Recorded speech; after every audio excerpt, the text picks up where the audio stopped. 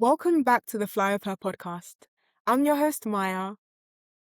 And I'm Maitana. Thank you for joining us for another episode. Today's guest began her journey as cabin crew with Jet2 and Virgin Atlantic, building a strong foundation in airline operations while saving to fund her flight training. After losing her job during the pandemic, she turned that uncertainty into opportunity, completing her private pilot license alongside a master's in human factors. Since then, she's gone on to work across the industry as a human factors specialist, including roles with major airlines and now in air traffic control. Jordan, welcome to the Fly With Her podcast. We can't wait to hear more of your incredible story. Thank you so much. Thank you so much for having me on the show today. It's an absolute pleasure to be here, and I'm really excited to get into it. I feel like you know my life story better than me, so you said everything there, really. Yeah, I started out as cabin crew. Back in the day, I worked for Jet2 out of Manchester and then Virgin Atlantic out of Heathrow.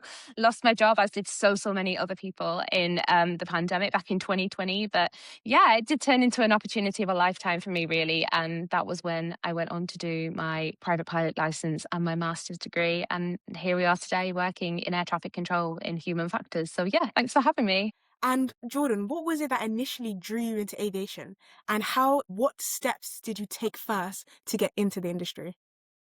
Do you know what? It's a really interesting question because I think, like so many people, it wasn't the clear path for me to start with, in that I loved holidays and I loved travel. Like when I was a little girl, I'd go to the airport and go on holiday, and I'd just be utterly obsessed with the planes, the cabin crew, seeing the pilots. It was just the most exciting part of the holiday almost for me. And I loved it, but I had absolutely no idea how to get into it, how to like even start with it. So I followed lots of different paths first through school, through college. I actually trained in musical theatre. That's what I did first. And then it got to a point where I had a friend that had sort of gone on to be cabin crew, and I was like, oh, hang on, this is the first I'm really hearing about anyone who's gone on to work in the industry. I didn't live near an airport, I didn't know anyone, and was talking to them, and I was like, hang on, I might be able to do something about this. And coincidentally, at the same time, my mum and dad bought me a trial flight lesson for my birthday, and I was so excited to go and do that. I was absolutely buzzing. Went along, did it, loved it, and then it was time to really turn that into an opportunity. And I just wanted to get more and more involved from that point onwards. Really, I was hooked. And you mentioned that you studied music before. Are you still in tune with that passion now that you are in aviation, or was something you put to the side? No, I still play. I still play piano. I still sing. I still occasionally go along to like script reading classes and things like that. And I see a lot of theatre. I'm very lucky with where I live. That going into London and seeing shows is just something you do every now and again, and that's really lucky. But yeah, it's still something, and it's actually something that I think made me a better pilot and a better specialist in what I do now. And it's just something I love. So I'm really keen to keep that going for the rest of my life.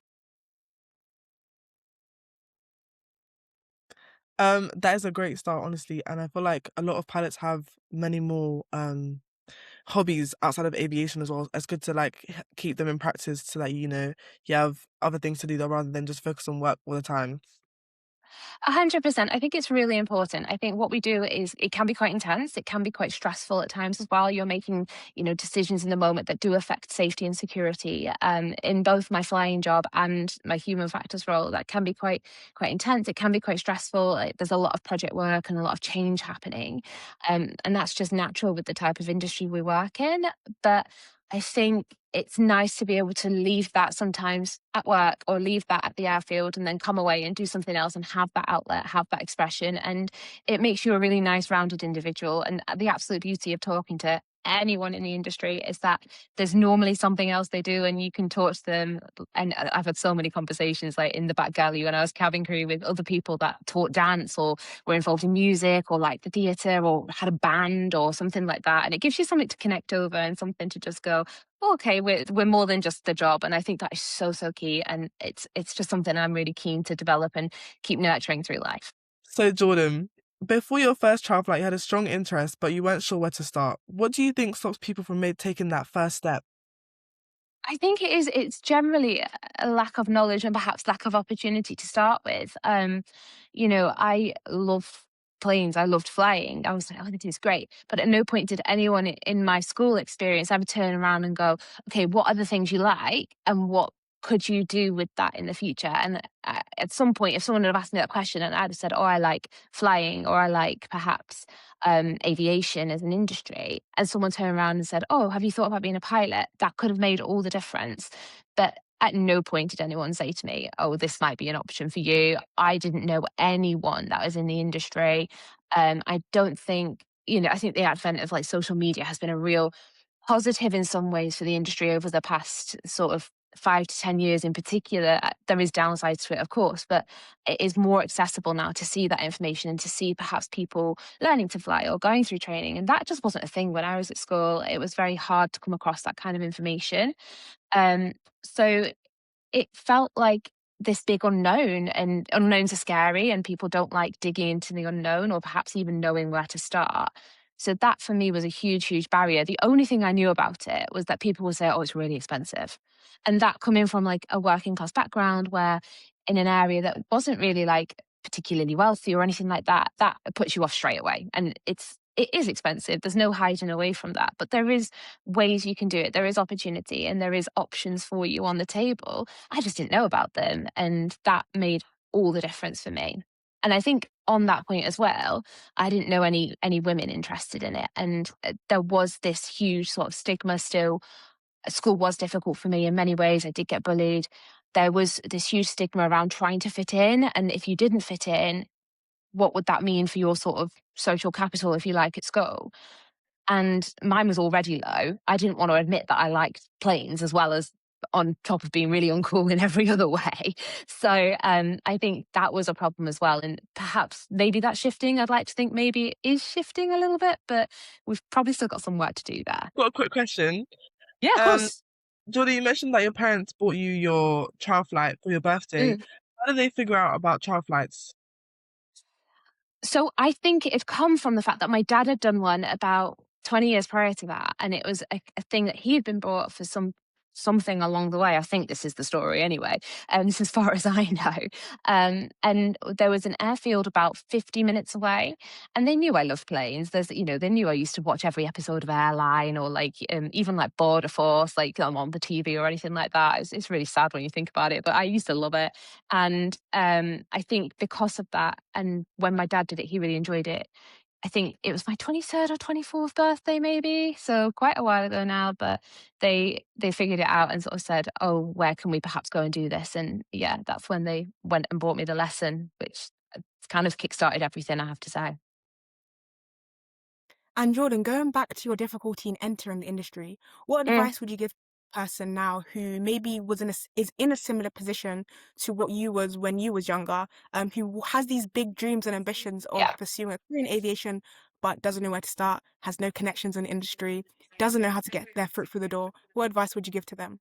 I think there's two things I'd say. I'd say the first is don't put yourself in a box.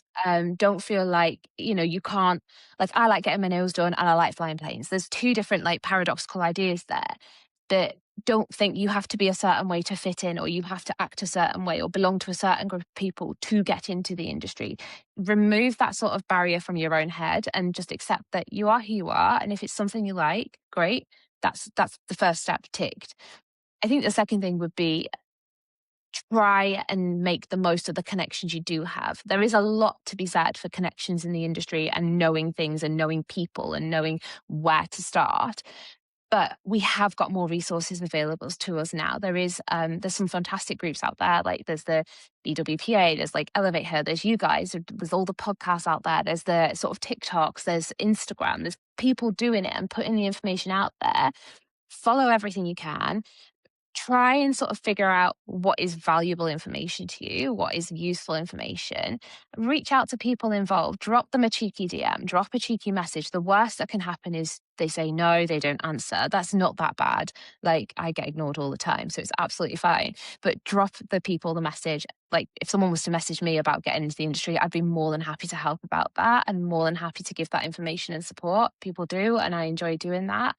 And just those tiny little steps do make a difference in trying to get that information and understand where you might be able to possibly start. So I think that's the two bits of advice I'd say to anyone. I was just gonna say, that's so true. Sometimes you just have to try your luck.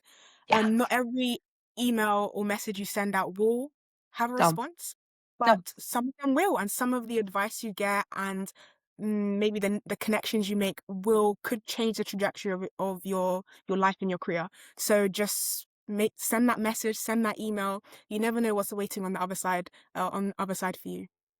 exactly that. Be brave, be bold, even if you're not feeling it anyway, just do it and do it scared. That's what I'd say. Yeah, exactly. Do it scared. Yes. So, Jordan, touching more on your career, you went Yeah. on to work with both Jet2 and Virgin Atlantic. How did those roles shape your understanding of the aviation industry and airline operations? They were absolutely pivotal. They were so, so important to me. I took them because I needed something that would pay to train as a pilot. I needed consistent work, and I was interested in the industry, so I thought this made sense. But I also was naive and didn't know anything about the industry, so I thought, well, what better way to do it than get in this role that is central in the operation? And it's what you make of it more than anything. I think when I was there, I truly made the most of it. I would just have conversations with everyone. I would speak to like base management. I would go and speak to ops. I would speak to the ground teams. I'd speak to all the flight crew. I'd speak to other cabin crew, seniors, trainers, and hear about their stories, hear about what they knew. Try and listen to everything and just soak up all that information. I think aviation is such a big ecosystem. It's such a huge just network of complex and dynamic systems all mixed into one that you can't really just get information from looking on the outside in. You need to be immersed in it if you can be and learn everything you can. And God, I've worked in it now for 8 years. I've been in the industry.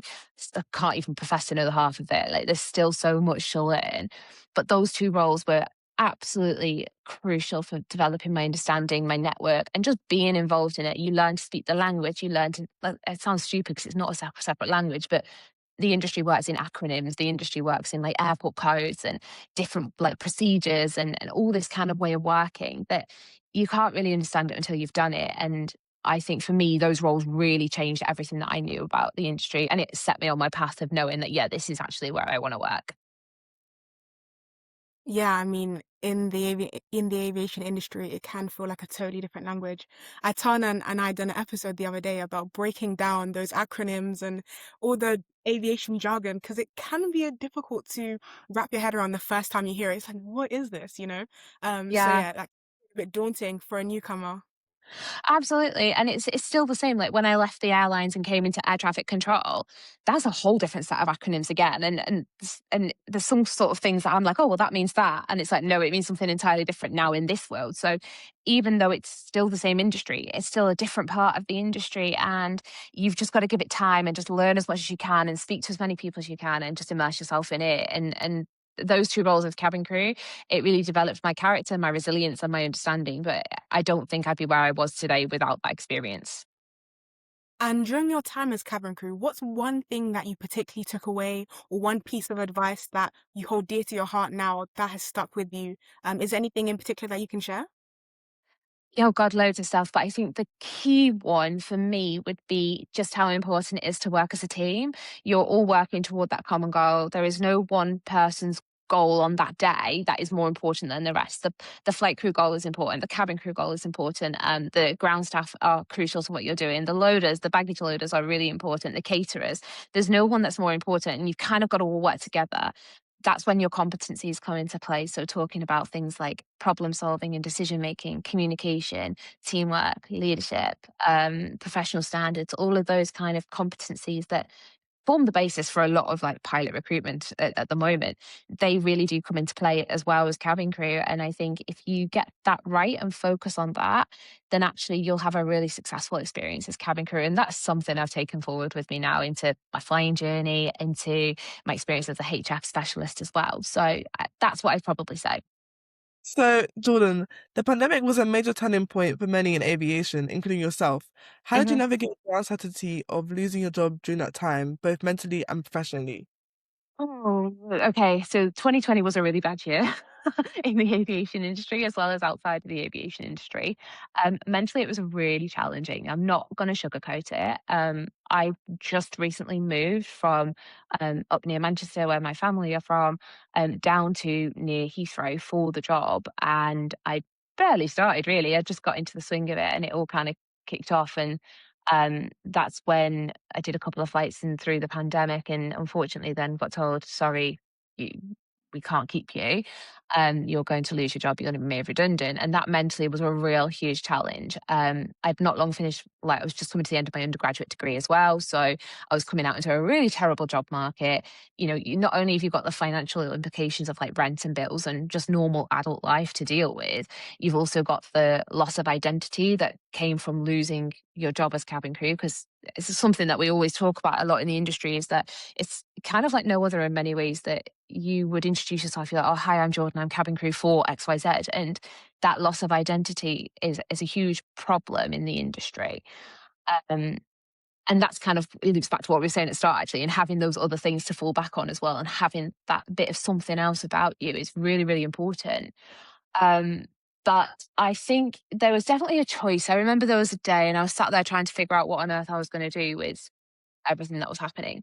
And I remember thinking, right, you've got a choice here. You can either let it really affect you, or you can come back stronger, more skilled, more employable when this eventually does pick up. Because I was always in camp, it will pick up. It's gonna pick up. There's always been um, ups and downs in aviation, and it always comes back in some way. Perhaps changed slightly, but it always does come back. Um, and that at that point, I was like, right, I had the money at that point and I had the time on my hands. And I thought, this is the time to do your private pilot license and to make that first step, which may seem crazy. Everyone I think I told was like, "There's no jobs, there's no pilot jobs anywhere. What on earth are you doing? This is a really bad idea." But I thought, I want to use that opportunity to come back and be ready more than anything. I didn't want to be behind the curve. I wanted to be ahead of the curve. So I thought about that and I thought, right, great. And I did what most other people who were coming out of an undergrad also did at that time, and thought, I'll stay in education in some form and I'll figure out a way to do a master's degree alongside just part-time working and things like that.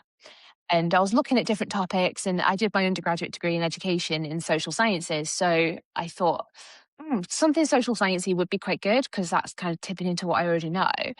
And I'd really enjoyed the human factors or crew resource management training that we did as part of cabin crew. It was always the bit I remember saying after those days. I was like, "Oh, that's really interesting." That is talking about like communication and decision making and situational awareness and workload. They were the things that interested me and that influence on human performance. As it so happened, just on a quick Google, I came across the Coventry course, and I thought, what can be the harm in applying for this? This looks like it'll be a bit of me. I think I can bring something to this from my operational experience. At the right time, having just come out of an undergrad, and I got a place, and I thought, yeah, this is what I'm going to do. So those two decisions were really, really key for me in that pandemic time. It kept me connected to the industry, which was a real key part, because I think that identity piece played a part in that, and it made me feel connected and kind of feel like I was still working towards making the industry better, making myself better, getting more employable. But it gave me something mentally to latch onto, that I'd be ready when it did finally kick back off again. And it eventually did. But yeah, I won't lie to you, it was a struggle. There was definitely some very interesting moments in that 2 years. But I think it's the 2 years that changed my life. So I can't really look back on it too disfondly, if that's the word. Jordan, that's very inspiring. Many people during the pandemic were quite idle and found it difficult to navigate this new change and where to go and how to Mm. deal with it. The fact that you went on to pursue your flight training and then a master's, that's really incredible. You used the pandemic to work in your favor, and I think that's very commendable. So congratulations and well done. Thank you so much. I think, looking back on it now, I go, yeah, it was the right decision and I made the right moves during that period of time. There was definitely moments in that 2 years where I thought, I've taken on too much. There's no jobs at the end of this. What am I doing? Because I took on the master's degree, not knowing that there was jobs in this industry. That's how naive it was as a decision. It was very much like, I'm interested in this. I think it might make me a better pilot, but I didn't know that there'd be a career path for me either. That came probably 6 or 7 months into the course when I thought actually this could be something as well. So, like I say, it wasn't the most informed decision in the world, but it was a good decision, and yeah, I'm proud of that. I'm proud of that time. Yeah, just to like link on what Maya was saying, it is really good how you were able to land on, on both of your 2 feet and you're able to navigate and go onto the right path. Also, how were you able to balance doing a master's degree and pursuing your PPL? Yeah, with great difficulty. um, um, I was working part time at the time for the first 6 to 7 months of my master's. So the master's course is part time as well, which it had to be because I knew I had to work alongside it.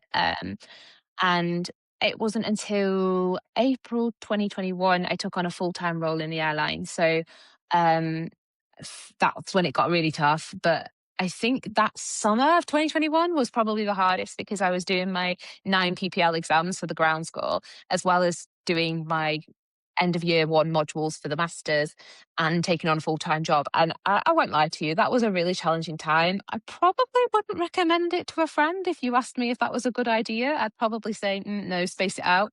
It was a lot of work, it was a lot of late nights. It was a lot of sacrifice, but the beauty of doing it during that time was there was nothing else to do. We couldn't go out and do like socializing. We couldn't go out to theaters, couldn't go out to bars, couldn't go out to restaurants. So it was very much like, well, there's nothing better to do, so I might as well sit at the table and just graft and just get it all done. And that I think was a bit of a blessing. But if you asked me now whether I thought it was a good idea, I'd probably say no. So, Jordan, you said that you went into your master's in human factors, kind of not knowing where it would take you, and Yeah. understanding the in human factors, and you went in because you believed it would make you a better pilot. So, my Mm. question is, how exactly did you believe that a master's in human factors would make you a better pilot, and how do you think it has impacted your you being a pilot, your flight training, your journey, and even if you could explain human factors in more simpler terms so everyone can understand, that would be great as Yeah, of well. course. Human factors essentially is understanding the things that affect human performance. So you're looking at those individual factors, so things like fatigue, nutrition, hydration, personality, even things like that. Your job factors, so what it is that you're actually doing as part of the task, and the organizational factors, and many other things that do influence how you perform day to day. So that is really, really broad, and there's lots of different elements to it, such as you can be involved in human factors design, so designing flight decks, designing aircraft, designing procedures, ways of working. You can do the assurance side of it. So, like assuring things for mitigation of human error. So, preventing those human errors in essence. You can look at like human performance. So, optimizing human performance and managing fatigue, managing different decision making processes, defining training, defining competencies. It's a really, really broad subject. And there's lots of different sort of parts of it that take elements from engineering, psychology, sociology, lots of different disciplines really to basically optimize how the human in the system works. So that's kind of what human factors is. Now, I thought it would make me a better pilot because I thought that by understanding all of that, I would understand my own performance a lot better. So, for example, if I'm trying to perform like a stall recovery or something, I would be able to manage maybe like sort of the stress in that moment, or perhaps if there was an engine failure, I'd be able to understand the triggers for startle and surprise, or look at how that might help or it might hinder that performance in that moment. I thought it would sort of give me a little bit of an edge as well because I was very aware that technically speaking, I hadn't got a lot of like flying experience. I hadn't done a lot of simulation work. I hadn't studied like physics to a high level or mathematics or anything like that. So I thought for me, understanding that psychological and sociological side of how teams are built, how crew resource management is developed. So crew resource management focuses on those like interpersonal reactions between members of a team. I thought that would give me a little bit of an edge when it came to recruitment in the future and optimizing my own performance. What I didn't know was that it was going to be a whole career path in itself and that the roles existed. And I mean, some of the roles existed, some of them came later. And I had really fabulous opportunities to develop some of the work that I did from scratch, from the ground up. So that was really interesting. But I think ultimately how it has made me a better pilot is exactly how I thought it would. My instructors that I do fly with still comment like things like, "Oh, you can tell you're flying with a human factor specialist today," because I can understand why certain things happen in the moment. I can understand why I've processed information in a certain way. It also provides an interesting hindrance as well. As some of my instructors do get a little bit frustrated with me sometimes in that I try and overanalyze everything. If, say, for example, I perform a maneuver and it's not quite perfect, like a steep turn, they'll be like, okay, that, you lost maybe 50 feet on that. That wasn't great. Let's try that again. And I'm like, wait, I need to understand exactly why that happened. And that happened because of this, or I underestimated this, or wasn't prepared, or I didn't look at this before I went, and my scan wasn't right. And they'll be like, "Oh my god, just do the maneuver. You can do it. Just shut up and get on with it." But it's the best instructors I've worked with understand that and understand how I learn and understand that I do need to delve into it at that level of depth to be able to perform at the best that I can now. So it's an interesting sort of position to be in, but I think it's made me better. Whether it would be the same for anyone else, I couldn't say because we're all so different and we all learn differently and we all have different elements of flying that we enjoy. But I particularly enjoy those sort of problem solving exercises or decision making exercises where you can manage in the grey a little bit, and it's not quite as black and white what you're going to do straight away, and you have to think the process through. That's kind of where I feel like I thrive. So Thank you, Jordan, and thank you for breaking down what human factors actually is. Thank you very much. So, following that, you went on to become a human factors specialist with major yeah. airlines, EasyJet and British Airways. What did your day-to-day responsibilities look like in that role? So the roles are really different in that with the one at BA, I was one of the first people in that organization to do that role. So that was interesting because you were kind of building it from the ground up and understanding how that would look in a major airline like that. But I think the day to day in it's hard because the day to day is actually really different in every job. And that's one of the things I love about the job is that actually there is no like 9 o'clock do this, 10 o'clock do this, 11 o'clock do this. It's varied every single day and it's based around what the operation needs and what the business needs at that time. But broadly speaking, if I was going to encapsulate it, it could involve things like investigating incidents or occurrences. So perhaps something's gone not quite to plan. You might be brought in to have a look from a human performance side of things, why exactly it happened, and create recommendations and mitigations to prevent it happening again. It could look at training people in human factors and human performance so that they can do their jobs to a better standard. So, understanding how they're making procedures better, or if they're writing policy, how they can write it from a more human centered focus. It could be designing new ways of working. So, perhaps looking at designing new cabin door procedures or perhaps boarding procedures or something like that. Um, and generally, that would make up the bulk of it. It was mostly work around making the system safer for humans. That was always the end goal. There'd be little bits and bobs that would come in alongside that as well. So perhaps looking at policy around sort of human factors and what people would need in order to do certain jobs in the airline as well. But broadly speaking, you could probably split it out into like procedure, process, ways of working, design, looking at investigations, looking at training as well, broadly speaking. Thank you for sharing that information with us about human facts specialists because I honestly didn't know that it just became a thing in some organizations a couple years ago. Alongside aviation, you run a travel blog, Passport and Pants. How has your journey in aviation shaped the way you experience travel? I think it's given me a really strong appreciation for it. I think that's the thing that attracted me to aviation to begin with was that it's just so full of like possibility and hope almost is that you've kind of got this borderless world. I know that's not true. We live in borders, but you can kind of go anywhere. And that's the beauty of the industry, right? It connects the world. And you make those moments for people by doing that and by doing it safely and professionally and with really good human performance, actually, we get something quite beautiful out at the end of it. But I think what the working in the industry has just given me is just a great appreciation for exactly what goes into getting that flight off the ground. Like it is not that simple in terms of everyone just turns up, your pilots turn up, your cabin crew turn up.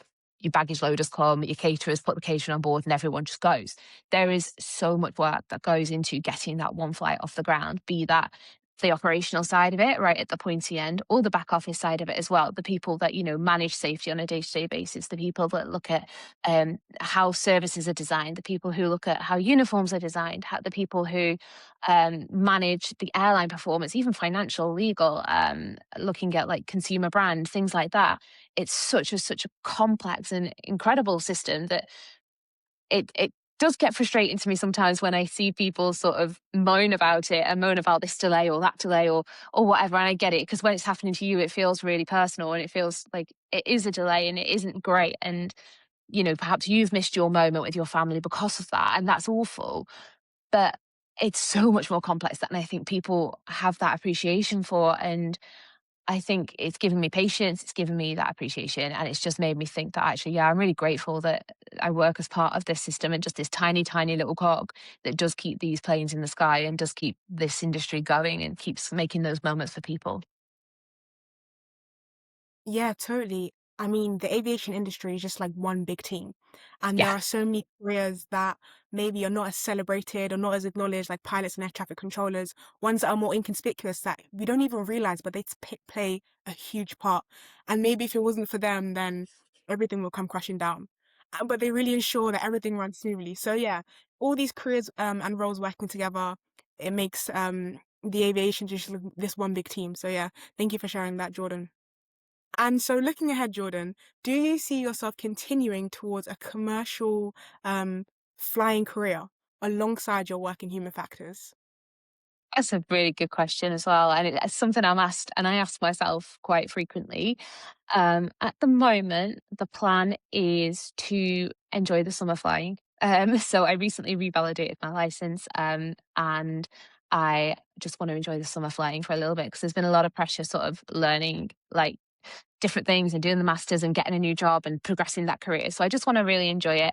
I have got plans to add some ratings on. So the plan is to do a night rating this winter, and the plan is to do an IMC rating next year, so an IRR, so instrument rating for any listeners who might not know. So that is the plan for the next year. That is it at the moment. There is no further plan to go any further, because I really enjoy what I do, and I feel really fortunate to have the role that I do have. It has such a vast, expansive like reach, and it does really it makes me feel quite connected to the industry. It makes me feel like I'm doing something really meaningful.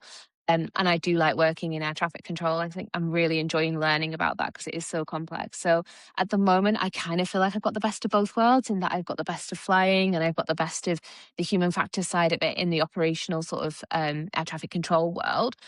You never know what's going to happen in the future, but for now, that's probably where my answer is for now. And Jordan, in terms of the timeline, how long did it take you to go from your very first trial flight, which I think you mentioned was on like 24, 23, 24, Yeah. to fully obtaining your PPL? How long did that take? So I got my trial flight in the summer of 2018. And then it was a case of landing from that flight and being like, oh, I love that. And that was that my parents were like, well, that's great. You're gonna have to find a way to pay for that. Because like most people, it's just not the kind of like life that I had. So I think it took till 2020 then to get my the money together to do it. So 2 years, if you like, for better or worse. And then with lockdowns and different sort of things going on, it took me I'm trying to think. I started properly doing my training in April 2021, I would say, because it was so many shutdowns and stop starts before that. So April 21, I did my skills test very early 2022. So 2018 trial flight, 2022 fully licensed. So yeah, 4 years, give or take, maybe three and a half, I'd say, to doing it. Yeah, I mean, the reason why I ask is I think um, to many people, their journey in aviation is not linear, and they may have done a trial Yeah, flight or may said, but due to finances or other yeah. factors, they haven't been able to complete it. So these things do take time. Your journey may not be linear, may not look like the person next to you, but I mean, if you do have the determination to do it, then surely you'll get there, no matter how long it takes. So that's quite reassuring. So thank you for sharing that, Jordan. Yeah, I would just say as well on that, like, I think everyone's journey is so different. Like, there are people who can take the whole summer and they can just do all 40 hours in that summer. And that's amazing. That's fantastic.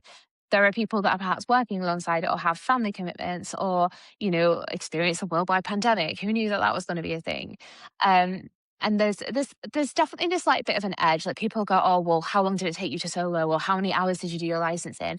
And fundamentally, it doesn't matter. Is what I learned. I was dot on 20 hours for solo, which I believe is pretty average. Is neither here nor there.